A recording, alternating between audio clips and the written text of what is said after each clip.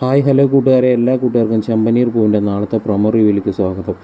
രവിയേട്ടൻ്റെ ആൻറ്റിപ്ലാസ്റ്റിന് വേണ്ടിയിട്ട് കാശ് തികയാണ്ടാവുമ്പോൾ സച്ചിയുടെ ജീവനേക്കാളേറെ സ്നേഹിക്കുന്ന സച്ചിയുടെ കാറ് വിൽക്കാൻ തീരുമാനിക്കുകയാണ്. അപ്പോൾ കൂട്ടുകാരൻ പറയുന്നുണ്ട്, സച്ചി കാറ് വിൽക്കണ്ട, നമുക്കത് പണയം വെച്ചാൽ പോരെയെന്ന് പറയുന്നു. ഇല്ലടാ, പണയം വെച്ച് കഴിഞ്ഞാൽ എനിക്ക് അത്രയും കാശ് കിട്ടില്ല, വിൽക്കുക തന്നെ വേണമെന്ന് പറയുന്നു. പിന്നീട് കൂട്ടുകാരൻ്റെ കെയർ ഓഫിൽ സച്ചി ആ കാറ് വിൽക്കുകയാണ്. അപ്പോഴും 3 ലക്ഷം രൂപയെ കിട്ടണുള്ളൂ, 1 ലക്ഷം രൂപ കുറവുണ്ട്. കിട്ടിയ കാശുമായിട്ട് സച്ചി ഹോസ്പിറ്റലിലേക്ക് പോവാണ്. അപ്പോൾ ചന്ദ്രമതി സുധിയും ചോദിക്കുന്നു, ഇത്രയും കാശ് നിനക്ക് എവിടെ നിന്നാണ് കിട്ടിയെന്ന് പറയുമ്പോൾ സച്ചി കരഞ്ഞിട്ട് പറയണു, എൻ്റെ കാറ് വിറ്റമ്മേന്ന്. അപ്പോൾ ബാക്കിയുള്ള കാശിന് എന്താ ചെയ്യുക? അപ്പോൾ സച്ചി, ഞാനത് എങ്ങനെയെങ്കിലും ഒപ്പിക്കാമെന്ന് പറയണു.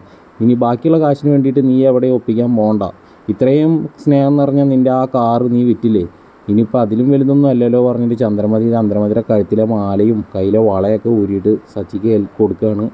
ഇത് കണ്ടിട്ട് സുധി ആവട്ടെ, സുധിയുടെ കഴുത്തിലിരിക്കുന്ന ആ മാല അത് ഊരി കൊടുക്കാൻ കേട്ടോ. ഇതൊക്കെ കണ്ട് നിൽക്കുകയാണ് രേവതി.